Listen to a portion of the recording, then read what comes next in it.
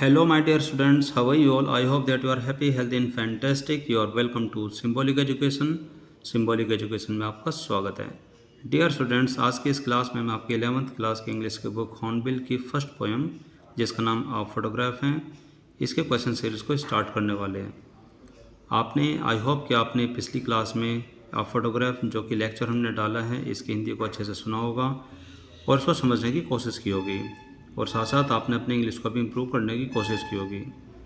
और आज की इस क्लास में हम इसी पोएम से जुड़े हुए क्वेश्चन सीरीज़ को स्टार्ट करने वाले हैं और ये देखेंगे कि जो ये क्वेश्चंस आपसे पूछे गए हैं, आप इनके आंसर कैसे देंगे. सभी क्वेश्चंस को आपको बड़े ध्यान से सुनना है और उनके आंसर को सीखने की कोशिश करनी है. तो लेते हैं इसका पहला question. So as you can see कि जैसे कि आप इसमें पहला क्वेश्चन देख सकते हैं, जो कि आपके थिंक इट आउट कॉलम में दिया गया है, यानी कि आप इसके बारे में विचार कीजिए. तो विचार करते हुए आपको इन क्वेश्चंस के आंसर पूरे करने हैं. तो जिसमें फर्स्ट क्वेश्चन है उसमें आपसे पूछा गया कि what does the word cardboard denote in the poem, यानी कि इस पोएम की शुरुआत में जब आप इसको बड़े ध्यान से देखते हैं, समझते हैं, तो इसकी शुरुआत में जो एक लाइन आती है उसमें कार्डबोर्ड एक वर्ड यानी कि एक शब्द का प्रयोग किया गया है. तो ये पूछा गया है कि जो कार्डबोर्ड है वो किस ओर इशारा करता है, किसके लिए लिखा गया है. आगे इसमें आपसे पूछा गया कि why has this word been used, कि यही वर्ड इसमें प्रयोग क्यों किया गया है. तो इसका आंसर में आप क्या लिखेंगे. तो इसके आंसर में आप देखते हैं कि the word cardboard here denotes a photograph, यानी कि जो कार्डबोर्ड है वो यहाँ पर फोटोग्राफ की ओर इशारा करता है, संकेत करता है, यानी कि फोटोग्राफ के लिए ही इस कार्डबोर्ड को लिखा गया है. इनफैक्ट वास्तव में cardboard is a part of the frame, यानी कि कार्डबोर्ड एक फ्रेम का हिस्सा होता है that keeps the photo intact, जो कि फ़ोटो को बड़े सुरक्षित रूप पे रखता है. As the cardboard is stiff, और जैसे कि कार्डबोर्ड काफ़ी मजबूत होता है, एंड लॉन्ग लास्टिंग, और बहुत ही लंबे समय तक चलने वाला होता है. सो इसलिए it has made the photo of 12 year old long lasting, इसी वजह से इस कार्डबोर्ड ने जो 12 साल की जो लड़की है उसके फ़ोटो को काफ़ी लंबे समय तक सुरक्षित रखा. और आगे आप इसमें लिखते हैं कि this word has been used, और इस शब्द का प्रयोग किया गया है to highlight this very point, इसी बात पर प्रकाश डालने के लिए इस शब्द का प्रयोग किया गया है. अब हम लेते हैं इसमें question number second. Question number second में आपसे पूछा गया कि what has the camera captured, कि जो अंकल के हाथ में जो कैमरा था उसने क्या कैप्चर किया, यानी कि उस कैमरे ने किस चीज़ की फ़ोटो खींची. आंसर में आप लिखते हैं कि the camera has captured the sweet smile faces of 3 young girls, कि जो कैमरा था, यानी कि जो अंकल के हाथों में जो कैमरा था उसने 3 बहुत ही मासूम, बहुत ही सुंदर चेहरे वाली जो बच्चे हैं उनकी मुस्कान को कैप्चर किया, यानी कि उनके हंसते हुए चेहरे का फ़ोटो लिया. It has captured the happy moments of their holiday on the beach, जैसे कि आपने इस पोएम में पढ़ा है कि जो कवियत्री है, जो पोइटेस हैं, उसकी मदर को जो याद करती है कि वो अपने अंकल के साथ, अपनी 2 चचेरी बहन के साथ किसी समुद्र किनारे पर छुट्टी बिताने के लिए गई हैं. तो वहीं पर उस अंकल ने उस कैमरे से उन छोटे छोटे 3 जो बच्चे हैं उनकी मासूम मुस्कान और मुस्कुराते चेहरे का फ़ोटो लिया. तो इसमें आप लिखते हैं कि it has captured the happy moments of their holiday on the beach, यानी कि समुद्र के किनारे पर जो उनके हॉलीडे का जो सबसे अच्छा जो एक क्षण था, जो पल था, जो समय था, इस कैमरे ने वो सब उस फोटो में कैप्चर किया है. अब हम लेते हैं इसमें question number third. Question number third में आपसे पूछा गया है कि what has not changed over the years, यानी कि इतने वर्षों में क्या चीज़ नहीं बदली है. तो इसका आंसर में आप लिखते हैं कि the sea has not changed over the years, कि इतने वर्षों में जो समुद्र था, यानी कि जिसके किनारे वे छुट्टी मनाने के लिए गए थे, उसमें ज़्यादा बदलाव नहीं आया, यानी कि ज़्यादा परिवर्तन नहीं आया, वो वैसे का वैसा ही है. It suggest that nature takes a long to change its form, इससे ये सुझाव मिलता है, यानी कि इससे ये हमें जानकारी मिलती है कि जो प्रकृति है वो अपने आप में परिवर्तन लाने के लिए बहुत ही लंबा समय लेती है. वाइल इन कॉन्ट्रास्ट, जबकि इसके विपरीत human life undergoes very rapid changes, और जो मानवीय जीवन होता है उसमें बड़ी जल्दी जल्दी बहुत सारे परिवर्तन देखने को मिलते हैं. It suggests us the morality of life, यानी कि इससे हमें पता चलता है कि जो मानवीय जीवन है वो नाशवान है, यानी कि मानव का जो जीवन है वो नष्ट होने वाला होता है. अब हम लेते हैं क्वेश्चन नंबर 4, जिसमें आपसे पूछा गया कि द पोइट्स मदर, यानी कि जो कवित्री है उसकी मदर, जिसके बारे में जो फ़ोटो लिया गया है, लाफ्ड एट द स्नैपशॉट, उस फोटो पर बहुत हंसी.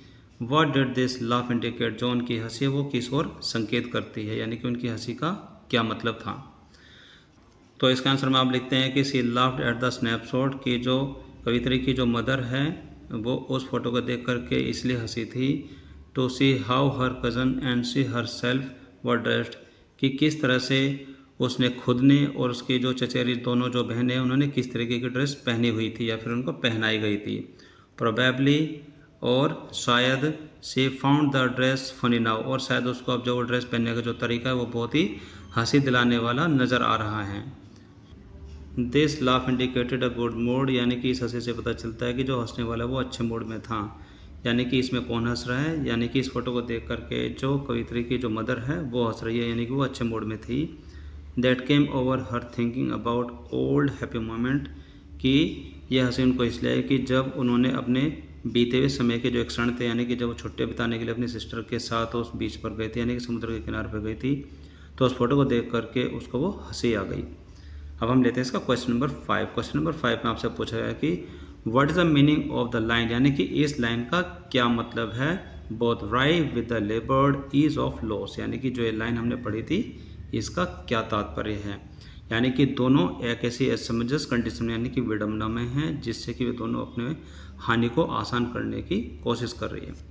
तो इसका आंसर में आप लिखते हैं द पोइट सेज, यानी कि जो कवित्री वो कहती है कि that holiday at the beach was his mother's past, यानी कि जो बीच पर यानी कि समुद्र के किनारे पर जो छुट्टियाँ बिताने का जो समय था वो उसकी मदर का एक पास्ट यानी कि मदर का बीता हुआ समय है।